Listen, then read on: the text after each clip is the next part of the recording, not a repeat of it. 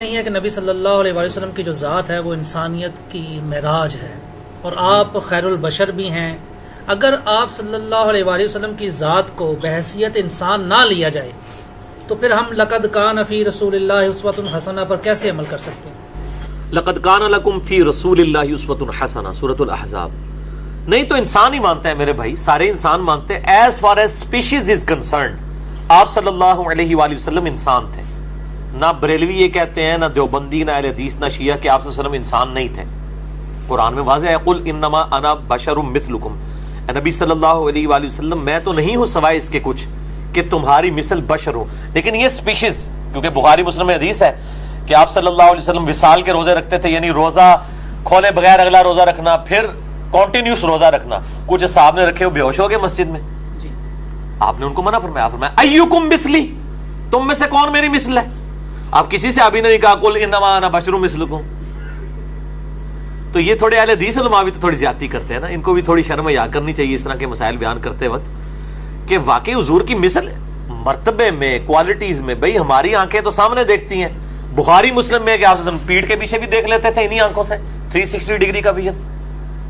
بخاری مسلم میں آتے آپ نے ہاتھ اٹھایا، فرمایا میں جنت تک پہنچ گیا میرا ہاتھ، ارادہ کیا کہ انگور توڑ لوں. ہمارا ہاتھ تو 1.5-2 فٹ سے آگے جاتا ہی نہیں ہے. نبی بشر ایز اے اسپیشیز ہماری طرح، مرتبے میں نہیں ہے، کوالٹیز میں نہیں ہے. کسی انسانیت کو ناز ہے ان کے اوپر. اشرف المخلوقات میں سے بھی اشرف افضل البشر ہے. باقی یہ ٹھیک ہے جب آپ کو خون یعنی زخم آیا ہے، صحیح مسلم میں آیا آپ پہ احد کے اوپر، جب آپ کے اوپر پتھر برسائے گئے تو آپ کی مبارک جوتیاں بھی خون میں نہائی گئی. آپ کا بیٹا ابراہیم فوت ہوا، صحیح بخاری میں آیا، آنکھوں میں آنسو آیا. ٹھیک ہے، سر درد بھی ہوتا تھا، کالی چکنی پٹی آپ نے باندھی ہوئی تھی جو آپ نے آخری خطبہ دیا ہے، بخاری مسلم میں آتا ہے. جب اسامہ ابن زید والے لشکر کے اوپر کچھ لوگوں نے اعتراض کیا، سر درد کی وجہ سے پٹی باندھی ہوئی تھی. وہ سارے حوادث جو ایک انسان پہ گزرتے ہیں وہ آپ پہ گزرتے تھے، ورنہ آپ مالی آئیڈیل نہ ہوتے. ورنہ تو ہم کہتے ہیں جی حضور کو کیا پتا کہ سر درد کی کیا تکلیف ہے.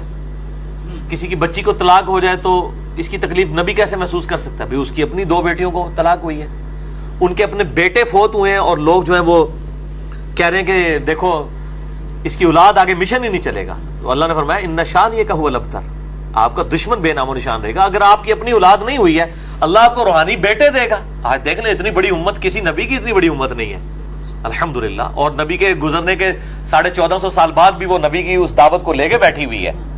اور ادھر تو موسیٰ علیہ السلام کو طور پہ 40 دن کے لیے گئے، پیچھے 70,000 اصحاب جو ہیں وہ مرتد ہو گئے ہیں اور مشرک ہو گئے ہیں، بت پرست ہو گئے ہیں.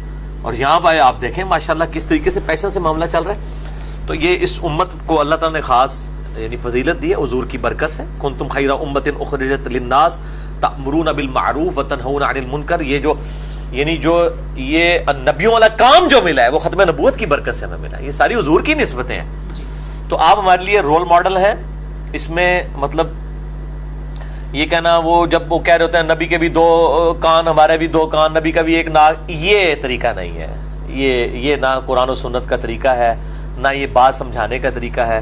یہ بات حقیقت ہے کہ بعض اوقات یعنی اہل حدیث علماء سے اس مسئلے میں غلو ہوتا ہے اور بریلوی اس معاملے میں صحیح چیخ رہے ہوتے ہیں. دوسری طرف بریلوی بھی جو غلو کرتے ہیں ان کی بھی عجیب مت ماری ہوئی ہے. وہ کہتے ہیں جی آپ کو اگر بشر مان لیا ہم نے، صرف بشر، تو آپ کی افضلیت ختم ہو جائے گی کیونکہ نور بشر سے افضل ہے. اور بھائی مٹی نور سے افضل ہے.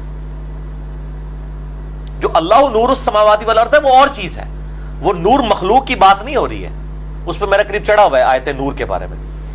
فرشتے نور سے پیدا ہوئے، مسلم میں حدیث ہے فرشتے نور سے، جن آگ سے اور مٹی سے انسان. یہ جن آگ سے اور مٹی سے انسان، یہ تو قرآن میں بھی سورۃ الحجر میں آیا.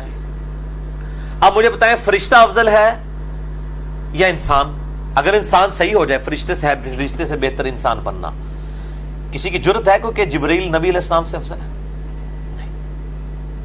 ہاں فرشتوں کے رسول عام انسانوں سے افضل ہے، یعنی حضرت جبرائیل حضرت ابوبکر سے افضل ہے.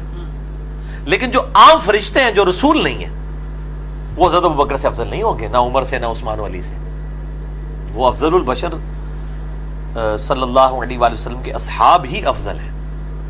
لیکن جو اسپیشیز ہے ایز اے اسپیشیز لقد خلقنا الانسان فی احسن تقویم ہے، فرشتے سے بہتر ہے انسان بننا.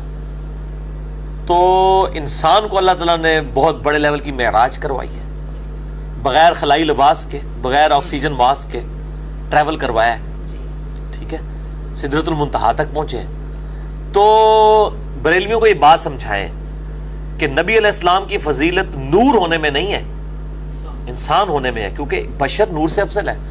باقی نور ہدایت تو ہے، قد جاءکم من اللہ نور و کتاب مبین، یہ جو آیت ہے سورۃ المائدہ کی، اس کی تفسیر میں اسلام کی پہلی تفسیر جو طبری ہے، ابن جریر المتوفی 310 ہجری، انہوں نے لکھا ہے یہاں نور سے مراد نبی علیہ السلام ہے۔ اور یہ سعودی عرب کے مولوی وہاں بیٹھ کے جو خانہ کعبے میں درس دے رہے ہوتے ہیں، کہتے ہیں جی احمد بریلوی نے تعریف کر دی ہے، نور سے مراد بھی قرآن ہے اور قرآن کتاب سے مراد بھی قرآن ہے۔ احمد بریلوی نے کوئی تعریف نہیں کی ہے، یہ اہل سنت کے امام ہے۔ حافظ ابن کثیر نے پورا چھاپا ہی ابن جریر سے مارا ہوا ہے۔ ابن کثیر تو 8ویں صدی میں آیا، یہ 30ویں صدی میں۔ امام بخاری کا ہم اثر ہے ابن جریر طبری، امام طبری، اہل سنت والے، ایک تو شیعہ والے امام طبری، میں اہل سنت والے، انہوں نے لکھا ہے کہ قد جاءکم من اللہ نور و کتاب مبین میں نور سے مراد نبی علیہ السلام کی ذات ہے۔ اور شیخ زبیر علی زئی صاحب نے اپنے مقالات میں لکھ دیا، یہ الحدیث رسالے میں چھاپا ہے کہ ہم مانتے ہیں نور ہدایت ہے۔ اس سے بڑی آیت ہے یا ایھا النبی انا ارسلناک شاہدا و مبشرا و نذیرا و داعیا الی اللہ باذنہ وسراجا منیرا۔